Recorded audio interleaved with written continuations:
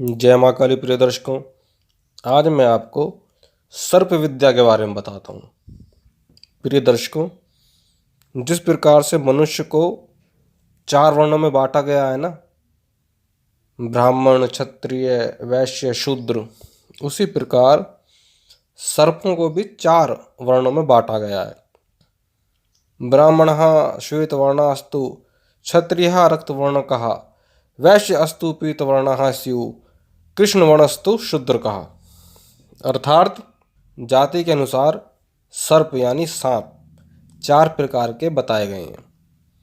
जो सफ़ेद रंग के या सफ़ेद रंग से मिलते जुलते सर्प हैं, वो ब्राह्मण जाति के हैं। और जो रक्तिम वर्ण के सर्प हैं, लाल सांप है या अधिक लाल रंग का जिनमें समावेश है, वो क्षत्रिय वर्ण के सर्प हैं, सांप हैं। और जितने भी पीले रंग से मिश्रित सांप है, गाढ़ा पीला रंग हो या कम पीला रंग हो, पीला रंग की अधिकता लिए हुए सर्प हैं, वो जितने भी सर्प हैं वो वैश्य वर्ण के सर्प हैं। और जितने भी काले सांप हैं या काले सर्प हैं, वो सब के सब कृष्ण वर्ण के जो सांप हैं, शूद्र जाति के हैं। तो 4 इनके वर्ण हुए जो मैंने आपको बता दिए। अब जैसा हमारे यहाँ पे कुल होता है ना, खानदान होता है, वैसे ही सर्पों का भी कुल होता है। और कुल के अनुसार सर्प 8 प्रकार के कहे गए हैं, 8 प्रकार के बताए गए हैं। और ये प्रकार है अनंत, कुलिक, वासुकी, शंखपाल, तक्षक। और तक्षक नाग तो बहुत प्रसिद्ध भी हैं। आपने महाभारत में सुना था कि राजा परीक्षित को जिस नाग ने डसा था वो तक्षक ही थे। वासुकी नाग भी बहुत प्रसिद्ध है। उसी प्रकार से महापद्म, करकोटक और पद्म, ये 8 प्रकार के सर्पों के जो कुल हैं ये हैं। इन कुलों की या इन नागों की पहचान कैसे होगी? तो भगवान शिव ने बताया है कि इनके ऊपर अलग अलग निशान हैं, सभी नागों के ऊपर अलग अलग चिन्ह हैं जिनसे इनकी पहचान होती है। कोई भी व्यक्ति इन चिन्हों को देख करके इन नागों की पहचान कर सकता है। जैसे कि अनंत नाम का जो सर्प है, उसके सिर के ऊपर और पीछे के भाग में कमल का फूल होता है ना, ऐसा कमल का फूल बना हुआ होता है सफ़ेद रंग का। तो जिस भी नाग के ऊपर ऐसा कमल का फूल बना हो सर के ऊपर और पीछे के भाग में, तो समझ लो कि वो अनंत नाम के कुल का सर्प है। इसी प्रकार जो कुलिक नाम का कुल है सर्पों का, उनके सिर के ऊपर कमल का चिन्ह बना होता है, उनके पीछे नहीं होता, सिर के ऊपर ही होता है। और जो वासुकी नाम के जो सर्प हैं, उनके ऊपर कमल का चिन्ह होता है पीछे के भाग पे, उनके सिर पे नहीं होता, कमल जो पीछे कमर का भाग होता है उसके ऊपर होता है। और जो करकोटक नाम का जो कुल है इनका सर्पों का, उनको 3 नेत्र ऐसा निशान होता है छाती के ऊपर। जो सामने हम कई बार देखते हैं नाक का फन होता है, उस फन के सामने 3 नेत्र ऐसा निशान बना हुआ था, 3 नेत्रों का। और तक्षक का जो शरीर है, उसका शशाकृति नाम का एक चिन्ह बना हुआ उसके ऊपर होता है।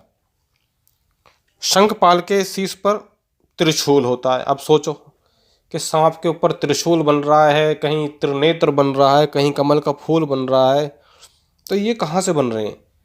इसीलिए कह रहा हूँ कि भगवान शिव ने इनका विभाजन किया है, वही बना सकते हैं। तो शंखपाल के सर के ऊपर त्रिशूल का चिन्ह होता है और आधा चांद, अर्धचंद्र जिसे बोलते हैं, उसका चिन्ह होता है, त्रिशूल का और अर्धचंद्र का। इन दोनों में से कोई भी चिन्ह होगा तो आप मान लो कि वो शंखपाल जाति का नाग है। महापद्म जो नाग है, उसके पीछे के भाग पर, पृष्ठ भाग पर सफ़ेद रंग का बिंदु बना हुआ होता है, गोल निशान, वो महापद्म है, ऐसा चिन्ह होता है। और पद्म नाग का जो पृष्ठ भाग है, कमर का भाग, उसके ऊपर लाल रंग के 5 चिन्ह होते हैं, 5 बिंदु होते हैं। इस तरह चिन्हों को देखकर कोई भी व्यक्ति सांपों की जाति आराम से जान सकता है, उनका नाम जान सकता है।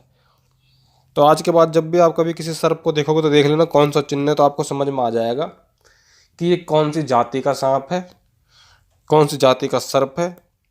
ठीक है ना, और कितना उग्र है, क्योंकि ये सभी जातियाँ उग्र हैं। उसी के द्वारा आदमी जब ये जान लेता है कौन सी जाति का सर्प है, तो उसी के द्वारा मंत्र व औषधियाँ जानकर सिद्ध होती हैं। और ऐसे व्यक्ति से फिर सर्प भी डरते हैं कि जानता है तो भैया हमें कि हमारा नाम क्या है, हमारी जाति क्या है। सर्पों के बारे में एक विशेष बिंदु और भी है, जैसे कि बाग के अंदर सर्प हो या कोई पुराना कुआं हो जिसके अंदर पानी सूख गया हो, जीणकूप जिसे बोलते हैं, अंधा कुआं बोलते हैं, बड़ का पेड़ हो उसमें वास करने वाला सर्प हो, सूखे जो वृक्ष होते हैं जिनमें पत्ते नहीं होते उनमें वास करने वाले जो सर्प हैं, प्रेत भूमि अर्थात ऐसी जगह जहाँ पे सदियों से कोई रहता नहीं हो, सुनसान पड़े हों, खंडर वीराने, प्रेत भूमि बोलते हैं उनको, ऐसे स्थान पर निवास करने वाला सांप हो, पाकड़ के पेड़ पर निवास करने वाला सांप हो, मंदिर में या साख का जो वृक्ष होता है उस पर निवास करने वाला सर्प हो, अगर ऐसे सर्प द्वारा व्यक्ति को डस लिया जाए तो निश्चित ही मृत्यु होती है। निश्चित बोला गया है, बचेगा नहीं, निश्चित मृत्यु होगी, क्योंकि इतने जहरीले होते हैं कि इनका जहर बहुत जल्दी और शीघ्र चलता है, बहुत तेज़ी से चलता है, व्यक्ति के ऊपर चढ़ना चालू हो जाता है, और इतने कोई उपचार की प्रक्रिया की जाती है या उसको दवाई उपलब्ध कराई जाती है, इतने उसकी मृत्यु हो जाती है। अच्छा, कुछ निश्चित स्थानों पे भी अगर डस ले तो अभी व्यक्ति नहीं बचेगा। हमारे भी कुछ मर्म स्थल है ना शरीर के अंदर में, अगर ये हमारी भौं के बीच में डस ले, होठ पे डस ले, सर में डस ले, जांग पे डस ले, नेत्रों पे डस ले, भौं के ऊपर डस ले, गले पे डस ले, गालों पे डस ले, हाथ पे डस ले, स्तनों पे डस ले, कंधों पे डस ले, वक्ष पे डस ले, समझ रहे हैं ना, लिंग पे डस ले, अंडकोश पे डस ले, नाभि पे, मर्म स्थल पे, संधि स्थल पे, ये ऐसे स्थान है जहाँ पे अगर सर्प आपको डस ले और जहरीला हो तो मनुष्य की मृत्यु निश्चित रूप से होती है।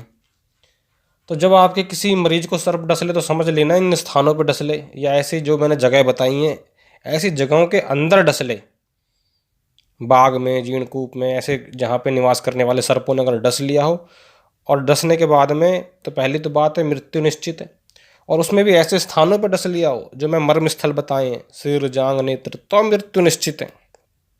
ठीक है ना। फिर क्या बोला गया है, ये भी बताया गया है कि रविवार का दिन हो, सोमवार का, मंगलवार का दिन हो, शनिवार का दिन हो, ये क्रूर वार कहे गए हैं, क्रूर दिन कहे गए हैं। यदि इन क्रूर दिनों में भी सर्प डस ले तो अभी व्यक्ति की मृत्यु निश्चित होती है।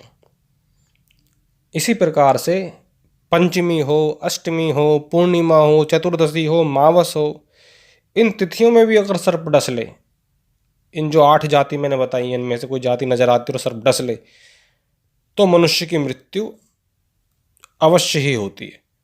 इसी प्रकार बताया गया है, कृतिका श्रवणा मूला विशाखा भरणी तथा पूर्वास तथा चित्रशिलेखा दृष्टो न जीवती, अर्थात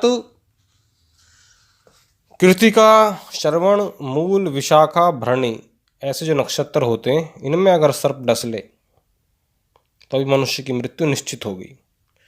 दोपहर को डस ले, शाम के टाइम डस ले, रात्रि की जो पहली वेला होती है आरंभिक उसमें डस ले, या अंतिम पहर में, अंतिम पहर का मतलब है सुबह 3 से लेकर 6 बजे के बीच में डस ले, तो ऐसे सर्प दंश होने से उसका उपचार संभव नहीं है, मृत्यु निश्चित होती है। ठीक है ना। तो बहुत से लोग जो इलाज करते हैं सर्पदंश का और वो असफल होते हैं, तो उसका मेन कारण यही है, किस प्रकार के सर्प डस लें, ऐसे स्थानों के डस लें, इस समय पे डस लें, इन नक्षत्रों में डस लें, तो फिर इलाज ही, जब भगवान ने खुद ही बोला है कि भाई इलाज नहीं हो पाएगा, मरेगा ये व्यक्ति, तो फिर उसका इलाज कहाँ से संभव हो पाएगा। इसलिए उपचार करने से पहले व्यक्ति इन चीज़ों को भी देख ले तो अच्छा रहता है, क्योंकि सांप का जो दांत है उसे काल का प्रतीक माना गया है। अंग के जिस भाग में सर्प ने डसा है यदि उस स्थान पर चक्र जैसा निशान बन जाए, चक्र जैसा निशान, या जामुन जैसा चिन्ह बन जाए, या वह स्थान नीला हो जाए, या सफ़ेद पड़ जाए वहाँ से वो पूरा स्थान, या बिल्कुल एकदम लाल हो जाए, रक्तवर्णी हो जाए, तो कहा गया है कि ऐसे मनुष्य को देवता भी नहीं बचा सकते। इतना भयानक चिन्ह है ये मृत्यु का। अंग के जिस भाग में सर्प ने डसा है वहाँ असहनीय पीड़ा हो रही हो, या डसने का चिन्ह दृष्टिगोचर ना होता हो, या उस स्थान पर ऐसी आग लग रही हो, दाहकता हो बहुत जबरदस्त, तो ऐसा मनुष्य मृत्यु के मुख में है, ऐसा समझ लेना चाहिए। इसी प्रकार शरीर पर बार बार ठंडा जल डालने पर भी यदि कुछ महसूस ना हो, तो रोमांच ना होता हो, कुछ भी भान ना होता हो, तो मान लो ऐसा मनुष्य निश्चित ही मृत्यु के मुख में है, मृत्यु को प्राप्त होगा। यह सत्य है।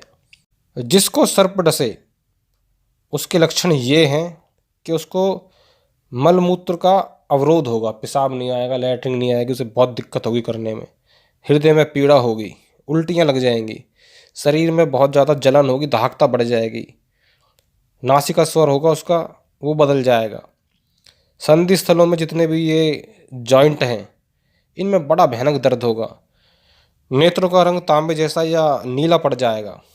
तो ये चिन्ह है, अगर सांप डस ले तो ये निशान है, इनकी निशानियों से मालूम पड़ता है।